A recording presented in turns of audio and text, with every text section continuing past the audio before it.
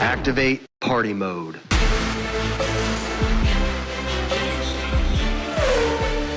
A firm, party mode engaged.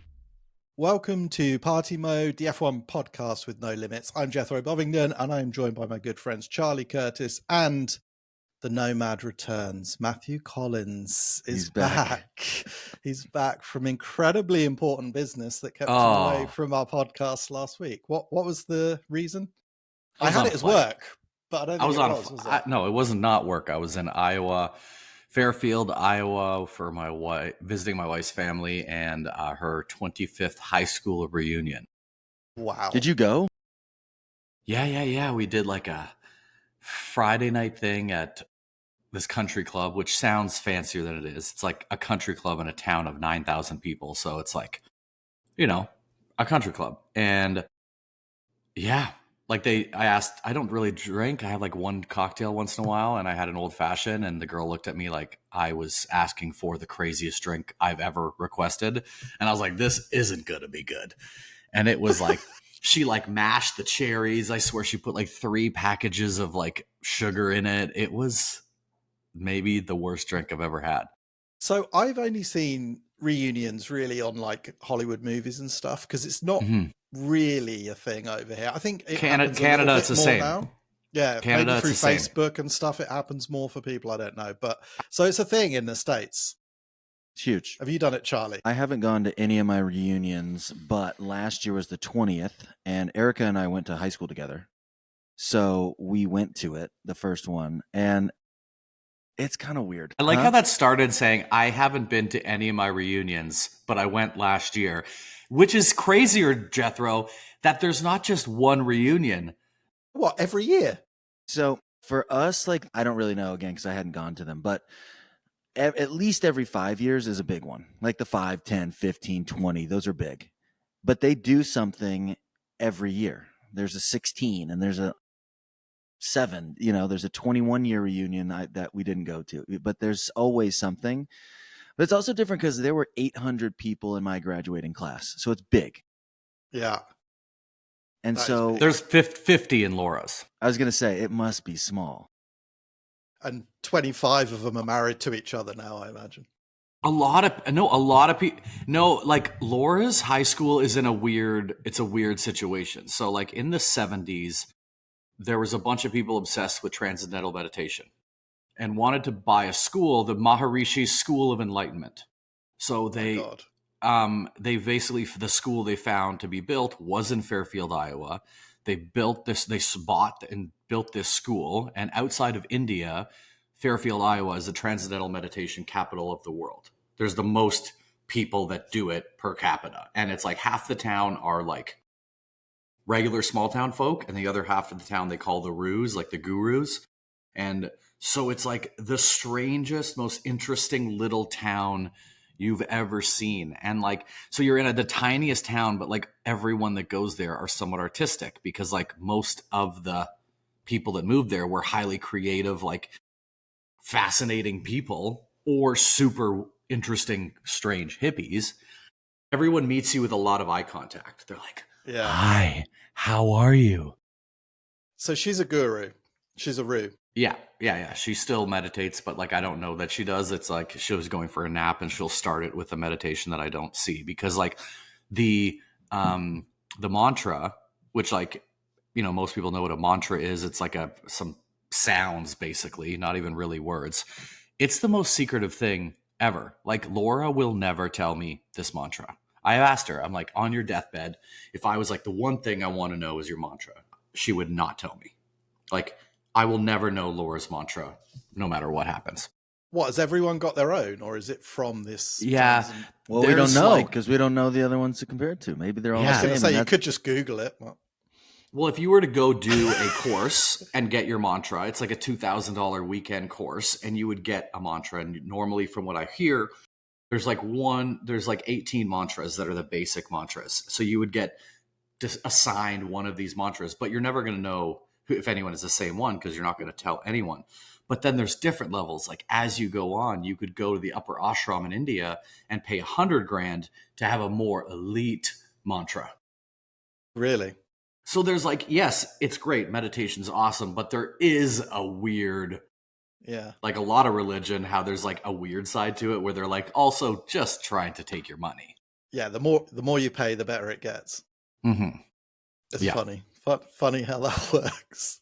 That's cool though. So was it, have all of them gone on to great success, or are they I'd half of say them in prison, some on drugs? no, I'd say almost all successful. Like almost everyone now from this tiny town lives in New York or LA, and they're all in highly creative fields. And it's very interesting. Like I think one girl was like one of the first 10 employees at like Airbnb or Yelp or something like that. And now is like, lives in Silicon Valley and like very connected. But it was very interesting. Like everyone was very nice. Yeah, it was a really interesting, but it was hot. It was like 100% humidity and 90 degrees and uncomfortable Gross. as all hell. But Disgusting. what a different sort of school reunion to most people in Iowa, I imagine. Do you know what I mean? I don't know much about it, but I've been to the Midwest quite a lot in Indiana, and I would love to go to Laura's high school Mhm. reunion just to see the carnage. Yeah. But it would not be like that. And booze is a thing. You're allowed to booze if you're a transcendental meditator. Yeah. Well, I think there's different levels, like Laura's father, and there's different people in it that don't booze. But like, Yeah. there's different things. Like, I've met a monk who lives in the upper ashram, but he's American and he goes there and spends like 10 months of the year there. Their biggest thing is sugar. So they come back, and all the monks are asking each monk that comes back to bring like, the pre-made brownie packages that you add hot water and you can put in your toaster oven and make into brownies. So like his suitcase will just be filled with these like pre-makeable treats because that's all they want. They don't get anything. They're meditating and chanting for like 9 hours a day, and the only thing that they want that they're not really allowed to have is sugar. And I'm sure some of them drink. Like I've heard stories of like some of these guys coming back and they're like a holy meditator, and they're coming back and they're like a god in this small town, and they're hooking up. Yeah, It's what's so the point of great. having all that power if you're not going to use it? You know? Yeah. You sound like a Hollywood producer. Oh dear. Well, that's Yeah, pretty and cool. on to Christian Horner, and let's now chat about Christian Horner. Well, before we talk about Formula One stuff, I wanted to give Matt, I didn't bring it up last time because he wasn't here, but I wanted to give him an opportunity to defend himself for falsely reporting that Lewis that Lewis yeah. was with Max's baby and it was all AI. Yeah, and it was really good AI. Like This is it the was future. It's the future. Who knows? Pulp from the paddock is going to get really tricky. Like I'm sorry. I'm not here to vet my sources and to dig deep and sell you the truth. I'm here to give you hot topics that will 95% be fake by the time this podcast comes out, and it's exciting to talk about. I mean, I didn't see it before you mentioned it. I hadn't seen the picture, but I'm like, yeah, it seems reasonable. Like, I don't know, maybe they're in the same city or he brought him to the paddock somewhere. I don't know, whatever. But then I saw a headline that said that Max had named Lewis the godfather of his baby. And I was like, nah, this something's weird here. And I looked it up, and it's AI. See, if I would have saw that, I would have been skeptical. But like, I could see him swinging by to be a good dude. It didn't seem out of the question. Godfather, though, I was like, okay, something's happening. It's going too far. But yeah, this is the future now. Everything's AI, everything's bullshit, and no one really knows how to censor check most of it. That's the problem. It's getting tricky. really good. It's getting really It's good getting or good. really bad. Every 2 weeks, it's getting better. Like every new update of ChatGPT is that much better. Every person that's not on AI goes on it and ChatGPT, and it like changes their life. I'm on it all day long asking it questions, and it has saved me. Oh, it has saved me so much time. Like I've created like meal plans or like grocery lists. Like I'm going to Trader Joe's. I want to spend $200, and this is the type of things that I eat, and I want to eat healthy. And I have my grocery list in 2 seconds. I've make all my salad dressings from ChatGPT because I make them from scratch. most of my cooking, because when you Google stuff, you just like for a recipe, you get it's like endless. it's like a 10-page chapter story about why they created this dish. I'm like, I don't need to know that. I need to know what I need to get for groceries and cook it. And it's made cooking so much easier. And I can just like put in the ingredients in my fridge and put it in. I don't know. It's just, yeah, I love Are it. you using it, Charlie?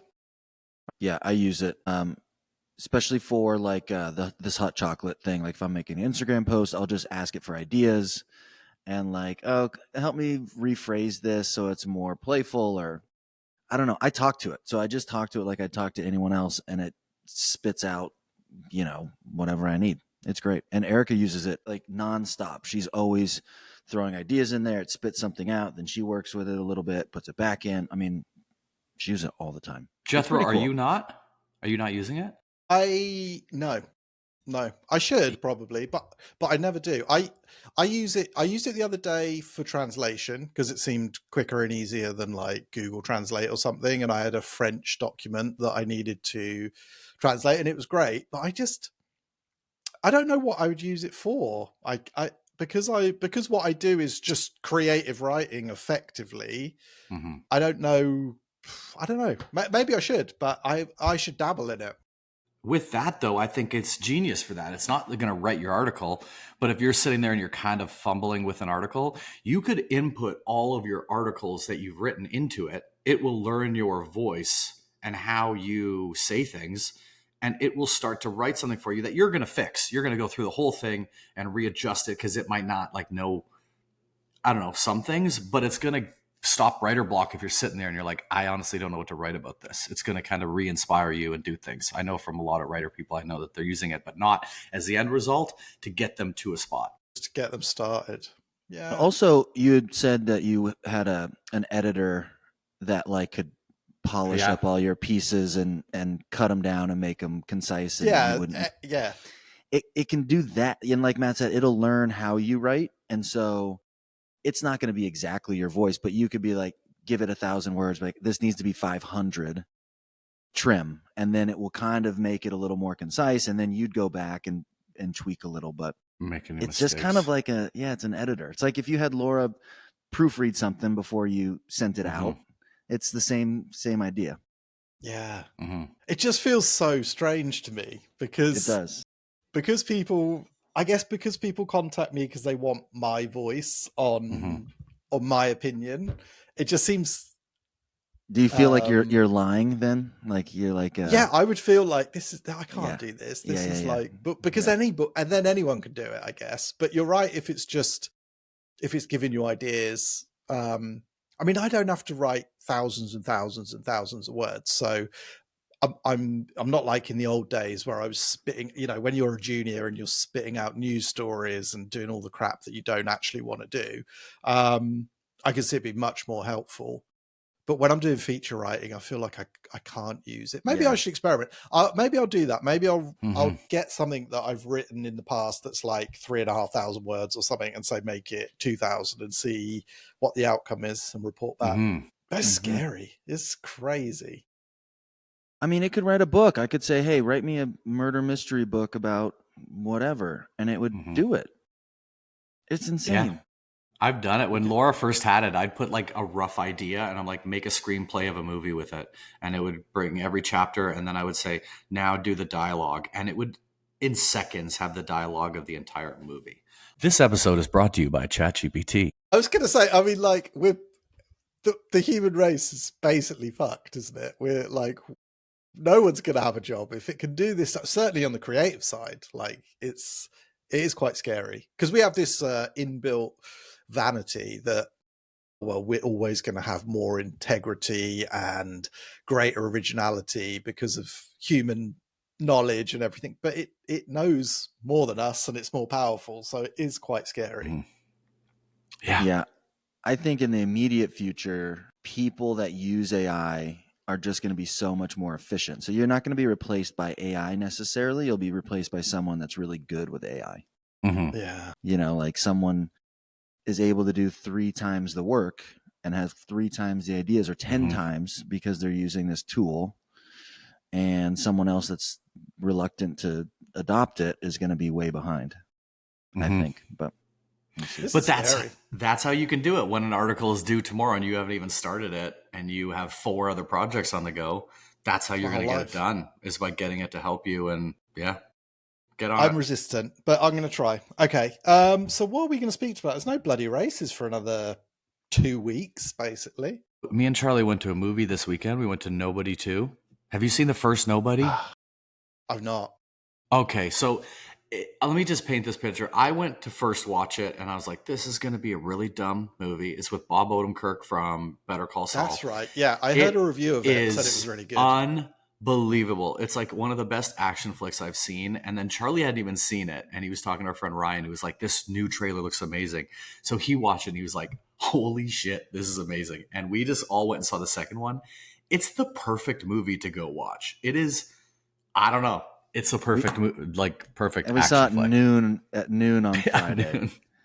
Beautiful. It was Amazing. there's maybe 2 other people in the whole theater, Mhm. and it was so good. It's the first time in a long time that I've been waiting and excited for a movie to come out and to go see it. Like, I'll get excited when I hear something's in the theater and we'll go, whatever. But this one, like, I don't know, I watched it a month and a half ago, and I've just been waiting for August 15th. I'll have to check it out. Yeah, I heard it was like all the action sequences. He's a huge Jackie Chan fan, and so it's like a tribute to Jackie Chan style action in the past and stuff. Yeah, I need to check it out. Well, okay, so do we want to do something on 2026 rules and regulations? Yeah, Mhm. We should. I think for sure. there were a lot of questions about that from last week. Well, having done some research on this subject, there will still be a lot of questions when we're done because it is complicated, potentially great, and potentially an absolute nightmare. So I will give you the stated aims, which are all pretty good. Lighter, smaller cars, which I think everyone has agreed is a great thing. Reduced complexity, so there's no MGUH, which is effectively the motor generator unit that converts heat energy into electrical power, basically. So it takes away, but it keeps the kinetic one, which is the regenerative braking, effectively, and makes it much, much more powerful. The initial aim was to have a 50-50 split between the engine and electrical power for greater efficiency. I think it's going to end up more like maybe 60-40 in favor of the ICE engine. The engines stay the same in terms of capacity, 1.6 litre V6 turbocharged. But there is also active aerodynamics. So there's going to be 2 modes for the cars. I think we all like the idea of smaller cars. We all like the idea in some ways of a rule change, because although we've ended up with this really tight field, a rule change always mixes up the order, potentially brings different teams into the picture. And throughout the history of F1, there's been dozens of rule changes, which is why there's people who want to hark back to V10s and V8s and turbochargers like crazy cars back in the day. Okay, I'll give you some little facts, because despite the stated aims, they're quite small measurements. So the wheelbase, so between the front and rear wheels, is reduced by 200 mil, which is 7.9 inches. Yeah. Shorter. Can you picture that, Charlie? Easily. Yeah. And then the width is reduced 100 mil to 3.9 inches. So they're a little bit shorter, a little bit narrower. The weight goes down by 30 kilos, which is 66 pounds, to 1,693 pounds. So a little bit lighter. It's all good. And the power remains the same, around about 1,000 horsepower. So the power to weight ratio is super cool. So 722 kilos of the car will be the car, and 46 kilos probably the tires. The tires themselves still 18 inches in diameter, but reduced in width by basically an inch on the front, or 25 mil, and 30 mil on the rear, 1.4. So a little bit less footprint. What will that do? What will the tire reduction? Less mechanical grip. Less tire. Yeah. So the aims really with all of these things is generally to slow the cars a little bit. So they want to, ultimately, with this rule set, they want a little bit less grip in the corners, or quite a lot less grip, and faster down the straights. Less grip means lower corner speeds for safety, but it also means longer braking distances, which could potentially help with racing because people have more room to outbrake each other. Yeah. And it could increase driver skill. So the good thing about less grip, so they're talking about a 30% reduction in downforce and a 55% reduction in drag. So the good thing is, if you imagine, I don't know if this is the case, but let's imagine Eau Rouge, right? That amazing corner at Spa. At the moment, easy flat. No one even thinks about it. No one lifts. But if they can reduce grip enough so that it takes a little bit of a lift or a little brake on the way, suddenly, because when it's flat, there's effectively, if you're brave enough and you know what you're doing, there's no skill involved. But if you have to lift, if you have to brake a little bit or feather the throttle, then suddenly that increases the input of the driver. So that's a huge part of what they're trying to do. The cars also have to run on fully sustainable fuel. I think the fuel is going to be a big talking point because some companies will simply get more energy out of the fuel than others. I think that's where it's go. Okay. So at the moment, the powertrain is at the moment 80-20 petrol engine to electricity, and that's going to go closer to 50-50. But there's so much complication. So let's talk about the aero, because that is really, really complex. So at the minute, we have these ground effect cars.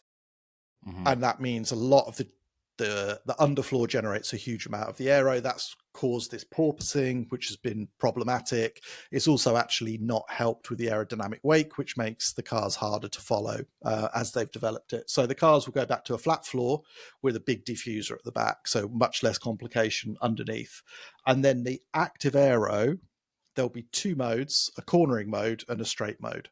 So anytime the car is straight and not traction limited, the front wing and the rear wing will open, so like a super DRS system, to reduce the drag.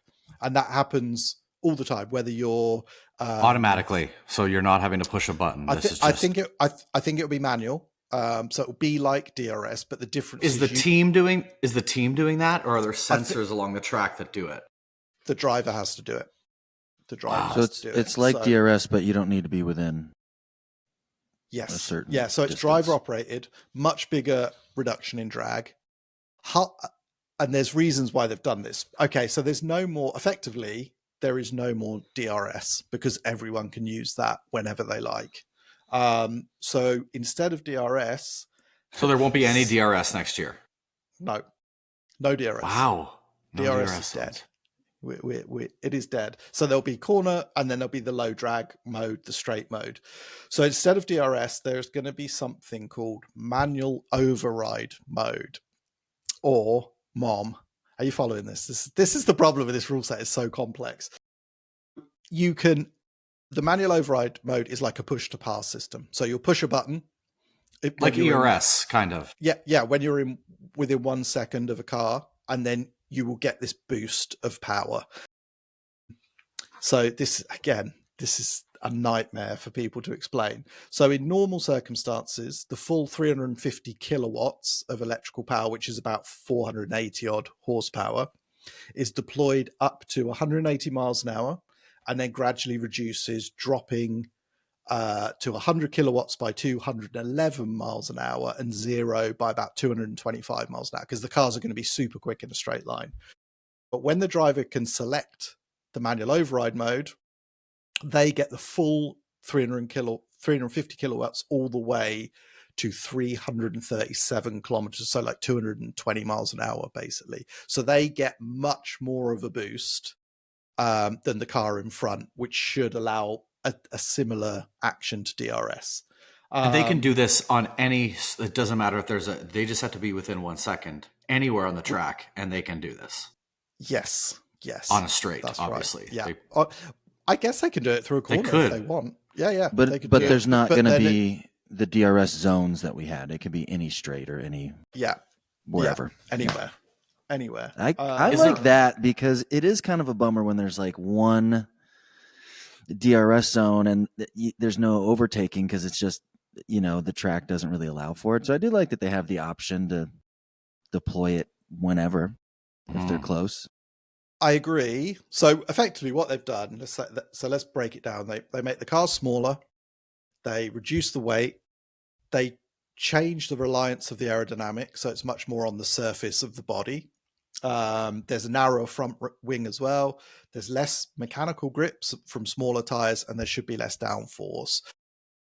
Now, early on in the simulations, they were talking about lap times like 7-8 seconds slower, but already they're now saying it'll probably only be about a second-ish slower per lap, and then they'll quickly start to overtake where the cars are now. The problems are this powertrain is so complex, so they have to harvest 8.5 megajoules of energy per lap in order to feed these much more powerful batteries and electric motors effectively. But they're not sure they can actually do that. And the worry is when cars are going down the straight and they've got their 350 kilowatt boost, so 500 horsepower on top of their engine, which delivers 500 horsepower, suddenly they might just run out of energy. And then the energy is just going to ramp down. And so you'll see cars having to slow quite dramatically on the straights because they're going to have to recharge so much through the corners. They might have to use like super low gears to keep the engine revving really high through the corner. So it's going to really change the driving style potentially. And they'll have to brake earlier to harvest that energy as well. Sometimes. Well, they're going to be going faster and they've got less grip, so they should have to brake earlier. But there's going to be so many bizarre strategies going on. They've had to already issue weird technical directives that you can only ramp down. So to avoid people losing all their performance on the straight, they've now got this new system of ramp down power map. So you can only reduce it by a certain amount over a second period. So it's not like the car in front slammed on the brakes. So effectively, the aims are quite good, but it does feel like because they're desperate to do this 50-50 electric versus petrol, they've had to compromise so much of the design of the car to achieve that and to make that possible that it could be a bit of a nightmare. The drivers are not massively happy about it. Some people are trying to reserve judgment. Lance Stroll called it a bit sad and said that F1 shouldn't just be a science experiment. Leclerc said it's not the most enjoyable race car I've driven. So effectively what the drivers are worried about is constantly having to manage power rather than race, just drive flat out. So I think that's the real test of these regulations. It could be amazing. The worry is someone gets it right, say Mercedes get the engine right and everyone else gets it wrong, and then you've got 3 years of them disappearing into distance like they did in 2014. But the good parts could be there'll be lots of different technologies being used, strategies. The driver might come into it even more. And it could shake up the order. So someone like Aston Martin with Adrian Newey and all the people they've employed could suddenly steal a march on everyone. So I think there's a lot of doomsday stuff about 26 out there. It could be a total disaster, but I suspect it just won't be because they've all got so many people, so much technology. They're so good. I mean, I can't imagine. It might not be perfect, but I can't imagine it's a complete disaster. I heard so much about the size of the cars, but 4 inches narrower, is that really going to make a difference? I don't. Well, if you're 2 cars side by side, that's 8 inches. That's going into a corner when they're having to battle. That seems like it does make a difference. Because like if you see on a fast lap, they're cutting that. They're like this in Monaco. They're this far from the wall. So like, I don't know. Yeah, and they're quite a lot shorter. So 8 inches in the wheelbase is quite a big amount. The width has come down a bit. To me, they should be as aggressive as possible, particularly with the weight reduction as well. The team's already moaning that they're struggling to make the cars light, and it's like, well, that's fine. That's the whole point. Like, if you can't hit the weight limit, you're just going to have a slightly heavier car. It's meant to be the pinnacle, and it should be super challenging. I think already the writing's on the wall for this next generation of cars anyway. They're now talking about going back to V8s and normally aspirated high or maybe turbocharged V8s, but bigger engines, a bit less electrical power for the next rule set. So I guess if next year's really good, that might get put down the road. But if it's a real struggle and not as entertaining, I think they'll quickly accelerate the idea of a more exciting engine, basically, and a bit less electrical reliance, because it's just, the whole car industry is struggling with electrification, and I don't think F1's going to be any different, to be honest. So, yeah, we'll see. 26 could be cool, but who knows? Who knows who's going to win? It's like our P10 competition, but on a wider scale, because we have literally no idea who's going to come good. You would think Aston Martin would have a really good shot at it. You would think McLaren, because their technical team seems to be firing so well. But beyond that, impossible to say, I think. I know. Wild. I like the idea of faster cars and more the cars sliding a bit more through the corners because they've got less downforce. To me, that sounds cool. But I don't know about the rest of it. We'll have to see if all this like energy management could get quite boring. It all sounds pretty intriguing, other than that piece that they're going to have to be worried about charging up this battery for 2 laps before they can do anything, or like you said, they lose power all of a sudden. I wouldn't want to see that. The other stuff seems interesting. I guess we'll see, but I like the 2 different modes. I like that they have that mom. What is it? What is it? Manual override mode. Yeah. Manual override mode. Yeah. I like that they have that whenever, anywhere on the track. That's pretty cool, but I don't want to see them having to harvest energy, and I don't want that to be a part of the strategy. That seems kind of boring. Yeah, and I'm just worried that they'll end up with loads of convoluted graphics about how much energy someone's got and this, and it's like no one really wants that. We just want to see drivers in fast cars going as fast as they can. Like if they're having to manage constantly, it doesn't sound cool to me. So I think it could be good as long as all the powertrains are roughly the same. The problem is if someone absolutely nails the regulations, whoever it is, Ford, Mercedes, Ferrari, and they can actually harvest the correct amount of energy and no one else can, it's sort of game over before it even starts. And similarly, if someone brings out a car that's 40 kilos lighter than everyone else's because they've done a better job on that front, that could win them the championship. It's going to be tricky to understand and see. The first test in Barcelona is going to have no journalists, nothing there, because I think they're worried. Nervous. Yeah. They're worried. When is that?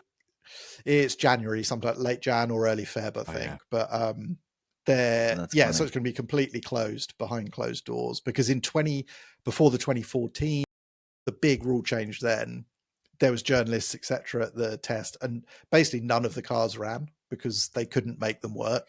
They literally couldn't make it. People would go out and do a lap and then they'd catch fire, or they'd do 2 laps and then they'd break down with smoke pouring out. It was terrible. So Jeez. I think this is one of the biggest engine and chassis changes simultaneously in the history of the sport. So predictions are pretty hard to come by. Everyone for some reason thinks Mercedes is going to kill it because they did in 2014. I sort of get it, but Mercedes have proven themselves to not be a fully cohesive team for quite a while. And if they have to supply the same engine to McLaren, and if McLaren get the same engine as Mercedes, surely they would be better anyway because they're more on top of their aero game. Yeah, and they weren't able to figure it out under the current regulations for so long. So, it's not like they've been at the top of their game since 2014. Many years to figure it out. Exactly. I think they're great on the engine side, but there's going to be a lot more to it than that. So, and other people will have their engine. So we'll see. So yeah, that's 2026. But in 2025, is there good pulp going on, Matt? A little bit. So our buddy Danny Ricciardo was in the hospital. He got in a motorbike accident and broke his collarbone. I saw this, and my immediate thought was he with Dax, actually? Because they've done it quite a few times together, haven't they? But he was in Australia. Australia. Yeah. So another potential change in F1, I don't know if it's going to happen next year or the year after, and it's just talking about it. The FIA president was saying they're considering doing a reverse race for the sprint races at each track. Reverse grid. What do you think? No, not reverse grid, reverse track direction. Like you go backwards. You go backwards. Instead of starting off turning right, you're going to start off turning left, or whatever the track layout is. Yeah. in the Formula One game now, this is the first year for like 5 of the tracks you can do Zandvoort regular and Zandvoort reversed. And I don't like it. I just am used to Really? the track the one way. I'd rather not do it the other way. Mm-hmm. I'm surprised they could even do it because the safety regulations are so strict with runoff areas and barriers, and normally they're all designed for the cars One going way. in one direction. So I'd be surprised by that. Are you sure this isn't AI? It could be, and it could possibly or did you just mean make it up? it could also possibly mean reverse grid order as well. And I don't know. This is the problem is sometimes on the weeks where there is no pulp, you're digging so hard to find something fun that sometimes that's the issue. But this is what I heard. I did hear about the reverse grid. I think that's Yeah, that was a while ago. Yeah. No, that was a while ago we heard that. They're still talking about that. I know Domenicali recently did some interviews and was talking about they'll look at things to spice up the sprint because they know that at the moment sprints can be cool, but they don't feel like you must tune in to watch that part of the weekend. Often it passes by and you haven't really thought about it. So, but I think reverse grid could be cool. I still like the idea of putting the young guys in for the sprint races, the test drivers, but I guess they're worried about damage and everything else. So if they do reverse grid, they would just have one qualifying session, presumably, right? The main quali for the race, and then they would flip that for the sprint. Because otherwise, what's to prevent you from sandbagging a sprint quali? Yeah, for sure. You got everyone putting in like 5-minute lap times to race for the slowest. Yeah, I think you're right. They'd have to do that. Yeah. I don't know. I wish I could just do a lottery system and all the drivers could swap teams. That would be the coolest way to do the sprint, wouldn't it? That would be super cool. But yeah, that's not going to happen. Okay, so I like the idea of reverse circuits. This is a good one that you've made up, Matt. Have you made up any other stuff that we should discuss? The other Upside one is down racing. Yeah.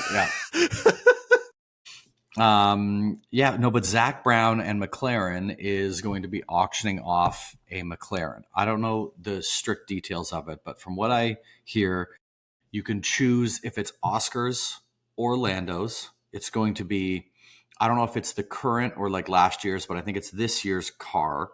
You will own the car and have factory support for whenever you want to drive it. So it's the first time an F1 car has been auctioned since 2013. Because since 2013, you need a team to run your car. So they're doing this big thing, and I think it's in like December or January, they're going to have this auction. What's it going to go for? $100 million or something? Nah, it depends how much Max Verstappen can afford that day, I guess. He's going to be the number one. He wants to see what's all about it. He's like, I need to know. That would be awesome. I keep seeing this fucking car disappearing. I need to find out what's going on. Oh, and then they'd have to go help him out when he wants a track day in it. Yeah, exactly. Can you imagine? Would be incredible. Yeah. That would be funny if a competitor buys it. That would be hilarious. Like Austin Martin's like, we're buying this. We got to figure this out. Mm-hmm.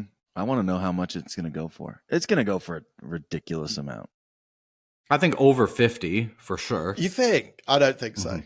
Someone that has it and doesn't, the money's not a thing. They're just, There was a Mercedes that Hamilton had that sold, and that went for, I've got a feeling it went for like 20 million. I could be wrong, something around there. I would think it would be in that order, but who knows? You might be right. Maybe Ferrari will buy it for 100 million quid and try and figure out what those rear brake cooling is all about. Christian Horner, he's got nothing else to do. Could get it in his garage, start taking it apart. That's going to be the start of all his conspiracies. That's going to be the start of his new team. That car of his new team. Yeah, that's it. Going to put different Slap stickers a paint job on it. Yeah. Yep. But also, we do have there's a lot of rumors going around, and it's probably bullshit that Horner is going to go to Cadillac.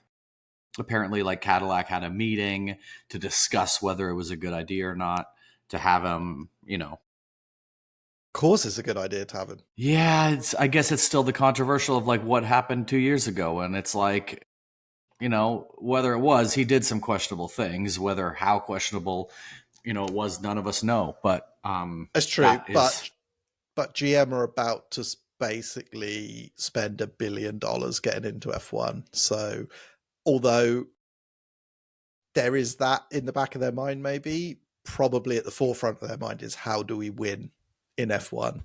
And if you want someone who's proven to have won in the past 2 decades, he's the guy. Like, if they're not considering offering him a stake in the company and a lot of money, then they're out of their minds, because he is the guy, and we need him back in F1. Even Toto admitted that he would miss him from the paddock, because he's one of the main players. I think Liberty should be like knocking on Cadillac's door as well and saying, you need to get Christian involved, because he just brings something cool to the show, and to Drive to Survive, and his experience is huge. Yeah, if I was caddy, I'd be doing it. Like, they're spending so much money anyway. Yeah, it's weird we Get in haven't there and heard get the that. best guy. We haven't heard that spiraling around anywhere. That is weird. I would think that would be an obvious destination for him. The brand new team. He's going to end up somewhere like that. He's got to. I don't think he's done, and I think the way he got rid of him would have wounded him extremely badly, and he'll want to get straight back in. And you sort of have to with F1. It moves so quick. If you have a year out, it's not going to change his skill set of management and putting together structures to help people win and everything, but you just be behind the curve with the tech and especially with this big rule change. So I think he needs to do it quick. But yeah, if I was caddy, I'd call him. And I know that there is a lot of questionable stuff that maybe happened, but they should look into that themselves, because he wasn't charged with anything. They should think about it. That is for sure. Yeah, I'm sure people know either way what has happened. I'm sure there's a select few people that know for sure. Paddock. Yeah. And they can figure that out and make their decision based on. Yeah. But so Sergio might be back, Christian might be back. I and together. Today, and yeah, yeah, they would be. It's even crazier. Yeah. Oh my god, can you imagine? Checo's just like, fuck. No, fuck. Thought I had a clean break on this. Yeah, Sergio. Imagine he gets fired the second time. He starts off and then halfway through gets fired again by Horner. That'd be rough. Yeah. He's just going to follow him around, firing him from every team. Just follow him around and then resign. Resign the next day. Yeah. My job is done here. I got you. Well, I read that the Red Bull's changing so quick, isn't it? That it's hard to know who's in charge and who's in control. But that the Thai element of the ownership would really like Alex Albon back in the car for the second seat. So there's strong rumors about that. Williams are denying that there's any chance of him leaving, but that is a rumor. Another piece of conjecture this is a good one. I read this one today. So Johnny Herbert, ex-F1 driver, has done some punditry on Sky. I don't think he does anymore. Johnny Herbert was a legendary driver. So in his junior category, he was like going to be the new Senna type figure, like absolutely awesome. Had a huge crash in, I guess it was an F3 car, F3000 car. So the category below F1 at the time, at Brands Hatch, where basically almost lost both of his feet. He messed himself up so badly. He had this monster shunt. Didn't know if he was going to survive. Did survive. But it was so bad that he said, like, literally years later, he would still pick fresh bits of grass coming out of his wounds in his leg, because it was like insane. It was insane. Anyway, he went on to have a pretty good career. He was teammates with Schumacher, but he didn't have the sensitivity anymore that he had previously. He still won Grand Prix. I think he only won 1 or 2. Anyway, that's Johnny Herbert. But the good story that he's said is that Lewis could leave Ferrari at the end of 2025 by mutual consent if things continue as they are, and that Ferrari have already been speaking to Carlos Sainz about a possible return if that happens, which is a awesome rumor. It could have been made up by Matt, to be honest. It's so far-fetched, but but can you imagine if so quickly it went from the hype of Lewis coming to him leaving and Carlos coming back? It seems amazing to me. I mean, and then Lewis would just be done, you think? No, he's going to Cadillac as their team principal. It's incredible. Can't believe he's doing that. Just announced this morning. Yeah, I saw a picture. He's going to fire Sergio Perez too. That would be pretty amazing. Crazy. That would be, man. I'd love to see Lewis having his own team. Like if we had a 12th team on the grid, it was like that was his next phase of his life. Yeah, I can see that in the future for sure. I think that is probably going to happen. Yeah, let's see. We talked about it a bit last week, didn't we? Is Lewis going to stay or go? To me, it feels like he stays for sure and sees if 26 they've got an awesome car. Mm-hmm. But yeah, so Johnny Herbert, who is he's a lovely guy. I've met him a couple of times because he was racing when I first started out in this job. He was by then racing for Audi, and I went on a couple of trips to Sebring, the 12-hour of Sebring with Audi, and met him and his family and stuff. And he was a super cool dude. But yeah, maybe he knows something that we don't all know. Maybe they just swap back and Carlos goes back to Ferrari and Lewis goes back to Mercedes. Yeah, Kimi's struggling a little bit. Could be Kimi goes to Williams. That would actually make sense. You know, they tried it. They tried a big move and it didn't work. And let's go back to what was working before. Mm-hmm. Wow, that's a good theory. We should we should publish make stuff up more often. Yeah, we'll publish it. Can you write an article for us, Jethro? Yeah, just but I know someone who can. Yeah, Matt. He'll be ready in 7 seconds. 7 seconds. It's already done. It's already up. It's already up It's there. done. It's done. Already done. Okay, well, that was some good pulp. Do we have any more, or are we pulped out? No, but I did see a lot of comments saying they love the new sign off, and I loved hearing it when I listened to the episode last week. God. Okay, let me try and remember it. So, well, thanks everyone for listening. We'll be back again next week, even though there's still no racing. I think we should do some more questions next week. So I'll take a look at our Instagram, probably closer to the weekend, and we'll post another little question prompt. That was fun. Yeah, let's do some more questions. Okay, well, thanks everyone for listening. And remember, party mode is not just for Q3. It is a way of life. So keep it pinned. Love it. See you guys. See ya.